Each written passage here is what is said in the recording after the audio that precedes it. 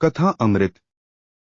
कथा अमृत blog moral stories. अमीर बहू गरीब सास की कहानी, सास बहू की कहानी। Moral stories. अमीर बहू गरीब सास की कहानी, सास बहू की कहानी। पोस्टेड बाय संगीता रे। 10 महीना अगो। 9.2 के व्यूज। सास बहू की कहानी। एडवर्टाइजमेंट्स।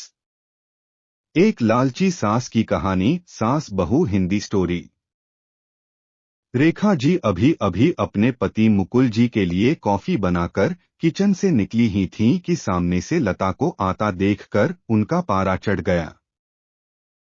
रेख जी, जब सारा काम हमें ही करना है तो तुम्हारा क्या काम है? यहाँ तुम्हें पता नहीं है कि हमें सुबह उठते ही कॉफी पीने की आदत है। लता, मांझी मैं आ ही रही थी, लेकिन रवि को जल्दी ऑफिस जाना था, उनके कपड़े प्रेस करने में टाइम लग गया। रेखा जी, बस हर बात में बहाना पहले ही तैयार रहता है।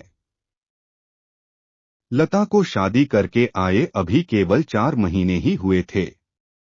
यहाँ आकर उसे ऐसा लगने लगा था जैसे किसी जेल में आ गई है। उसे कहीं जाना हो तो परमिशन लेनी पड़ती थी। कोई गलती हो जाए तो पनिशमेंट मिलता था। सास ससुर और पति तीनों ही एक सुर में उसका विरोध करते थे। कभी कभी तो मन करता कि यहाँ से भागकर अपने पापा के घर चली जाएं। लेकिन पापा हार्ट पेशेंट हैं, यह सब उन्हें पता लग गया तो न जाने क्या अनर्थ हो जाएगा।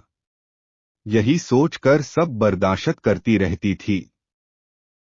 लता ने जल्दी जल्दी सबके लिए नाश्ता बनाया, उसके बाद रवि को टिफिन पैक करके दे रही थी।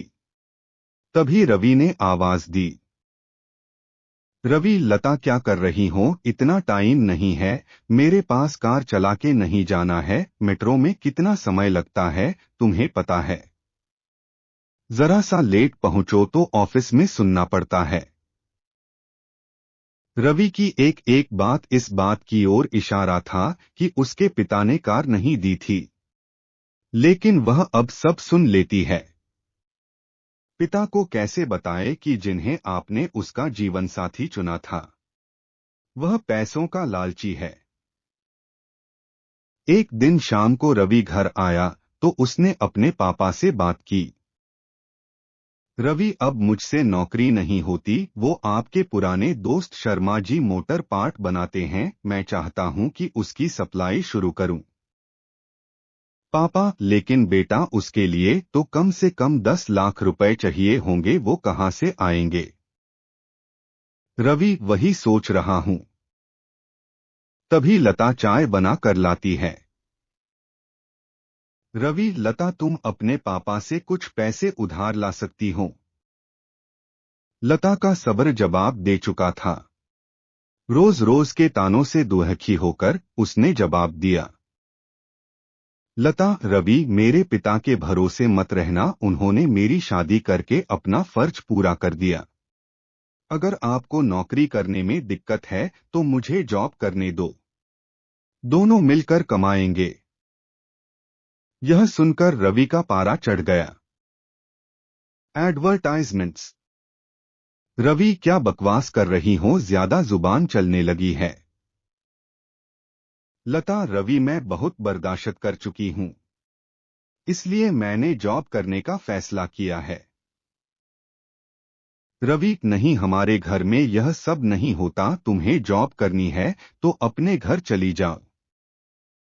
लता, मुझे पता था आप यही कहेंगे।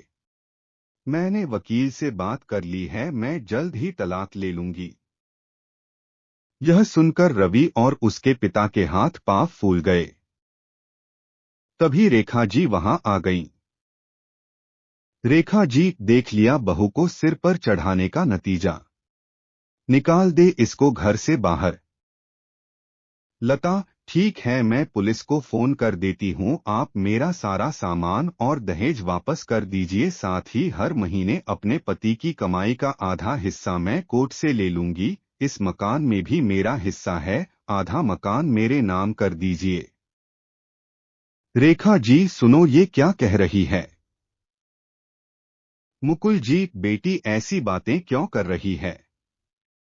आज के बाद हम तुझसे कभी कुछ नहीं कहेंगे, तू अपने कमरे में जा। लता, नहीं पापा जी, बहुत बर्दाश्त कर चुकी मैं। अब मुझसे ये दिन भर के ताने बर्दाश्त नहीं होते। आप लोग इतने लालची होंगे ये मैंने कभी सपने में भी नहीं सोचा था। रेखा जी, इसके बाप को फोन करके बुलाइए, इसके मुंह लगने से अच्छा है उनसे डायरेक्ट बात करते हैं। लता, माँ जी, मेरे पिता हार्ट पेशेंट हैं, अगर इस बात को सुनकर उन्हें कुछ हो गया तो इसके जिम्मेदार आप लोग होंगे। रवि, ये तुम्हें क्या हो गया? आज से पहले तो तुमने कभी ऐसी बात नहीं की। लता, मैं आज तक आपके और मम्मी पापा जी के हर ताने को बर्दाश्त करती रही। 20 लाख रुपए मेरे पापा ने शादी में खर्च किए, फिर भी आपको कार चाहिए, बिजनेस करने के लिए पैसा चाहिए।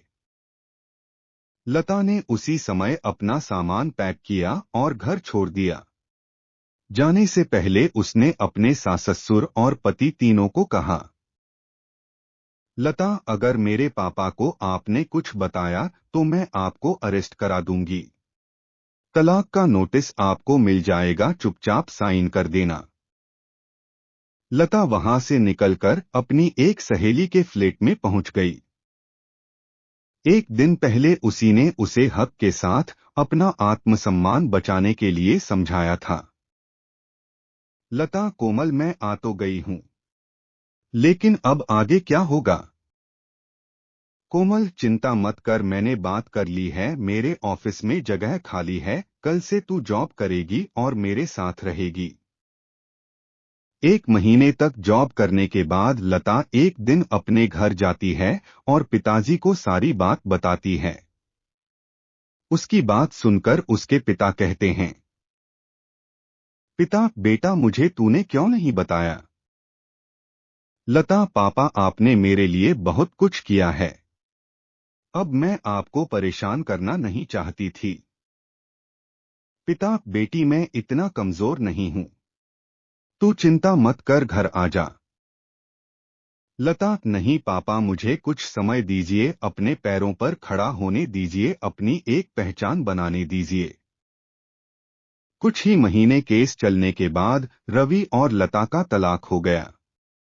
रवि को पूरा दहेज और 30 लाख रुपए देने पड़े, साथ ही हर महीने अपनी सैलरी का एक हिस्सा वह कोर्ट में जमा करवाता था।